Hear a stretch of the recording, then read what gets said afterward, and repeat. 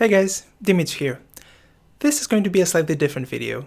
Today we're going to cover some hardware, and more specifically, the most anticipated Micro Four Thirds camera out there, the GH5.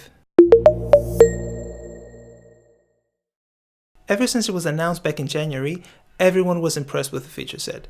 4K 60p, 180 frames slow motion video, 6K photo mode, dual image stabilization, and a ton of other features. I was fortunate to get the camera on launch day, and I can safely say this: the hype is real. This is the best Micro Four Thirds camera out there, and in some cases it holds its own when it comes to cameras with bigger sensors. I've been using Micro Four Thirds cameras for quite a while now, probably around 8 years. I started out with the GF1, one of the first Micro Four Thirds cameras, introduced in 2009, then I moved to the G7 in 2015, and now to the GH5. My experience was a little bit of a roller coaster ride. The GF1 was a great camera overall, really solid quality and great performance for the time. The G7 though was a little bit different. It felt quite cheap and it had quite a lot of things that annoyed me.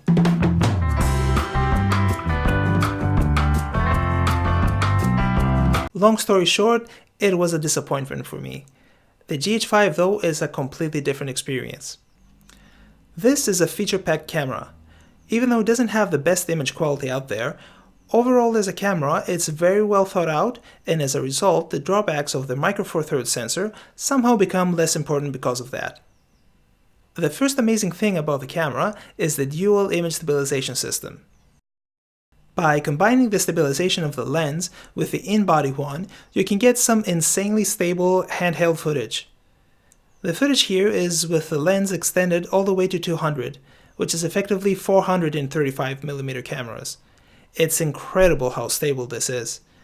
It also means that you can shoot in lower ISOs and low light conditions, circumventing in a way the poor low light performance of the Micro Four Thirds cameras. This is a 1-second handheld shot, and as you can see the image is quite usable. You can even push it to 1.6 seconds if you're super steady, but you will have to take multiple shots to make sure you will get a usable image. Still though, quite impressive.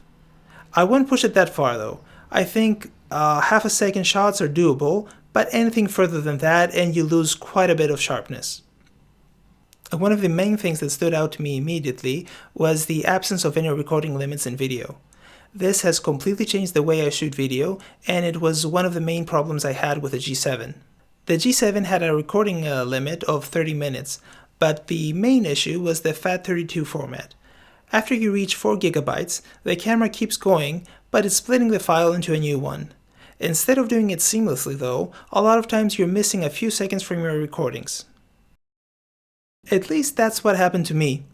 As a result, I always had at the back of my head to keep things short and just do small bursts of video.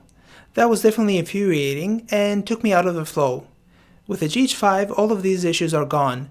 Now you can just leave the camera on until the memory fills up. And with 2 memory cards and the ability to hot swap them, you can keep recording for a really long time. Just these features alone would be good enough for me, but the camera has a ton more features up its sleeve. For example, the slow motion feature. It can record 180 frames per second in 1080p, and the footage looks amazing. If you combine it with a dual IS system, you can get some really cool footage.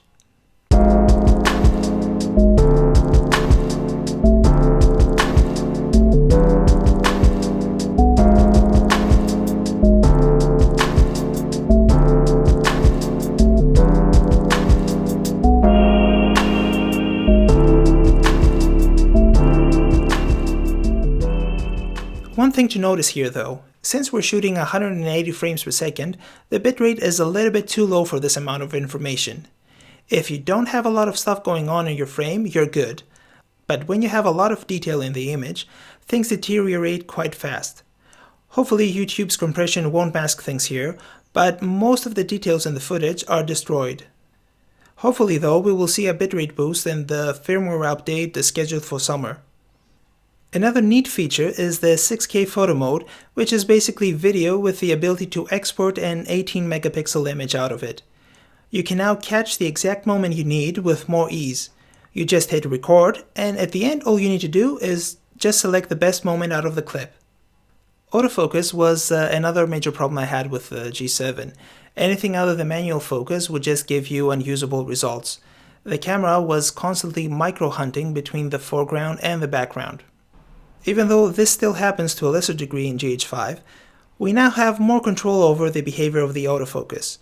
So now, you can force the camera to be less aggressive with the focusing. Even though we barely scratched the surface when it comes to the features of the camera, I would like to mention some of the small things that make a huge difference when using the camera. Like remembering the lens settings when the camera is turned on again, or the always-on Bluetooth connection to your phone in order to attach GPS data to your images. There's also the memory card slot being on the side of the camera. This might look like a small thing, but it was one of the issues I had with the G7. On the G7, the memory slot was at the bottom next to the battery. That means that if you had the camera mounted on a tripod, you had to not only detach it from the tripod to get the card out, but also unscrew the quick release clasp. So testing to see if all your footage was okay always ended up being a big hassle.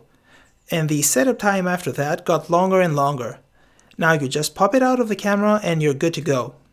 Battery life is also really good. Another big issue with the G7. The G7 had an even smaller battery than the GF1, but thankfully the GH5 is quite big. With the GH5 I'm not stressing too much about the camera running out of juice. I was never in a situation where I felt that the camera would die on me, which was the exact opposite feeling I had when using the G7. So how about the photos? How does it perform there? I would say quite well. It's amazing because the performance of the Micro Four Thirds sensors has improved quite a bit through the years. Of course you will never get the performance of an APS-C sensor or something bigger than that, but it's still quite good. In order to make sure I'm not imagining things, I made a quick comparison with all Micro Four Thirds cameras I own. In this simple test, you can see how the cameras perform in detail and low light. It's amazing to see how much things have progressed through the years, especially when comparing the GF1 to the GH5. But what about the bigger cameras? How does it perform there? Here we can see the GH5 alongside the Fuji X-T2. In low ISO settings, the cameras go head-to-head. But of course, as we increase the ISO, GH5 suffers more and more, while the X-T2 is barely breaking a sweat. At ISO 800 onwards, things start to deteriorate on the GH5, while the X-T2 just shows noise that is not that distracting while also maintaining details. At ISO 12800, the GH5 has lost a lot of detail and color reproduction, while the X-T2 is chugging along nicely. X-T2's image is perfectly usable. So even though noise levels have improved quite a lot throughout the years for the Micro Four Thirds cameras, we're still a little bit behind when it comes to bigger sensor cameras. Of course that's to be expected, but I'm looking forward to see what the new models will bring in the next few years. After the past few days of using the camera, I would say I'm really impressed with the results and the performance. It's a great all-around camera.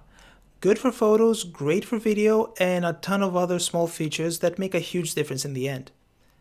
If you're planning to use the camera only for stills, you will be better off with a Sony full frame or the Fuji X-T2. If you want to dip your toes though into video, I would say GH5 is a good contender. It probably has no competition at its price range, especially when considering the amount of features it offers. At the end, it all boils down to you and your needs. And that is it for now. In no way have I covered all the features the camera offers. It's just a first glimpse at what the GH5 can do and some first impressions. If you have any questions, just let me know in the comments below and I'll try to do a follow-up video. Talk soon!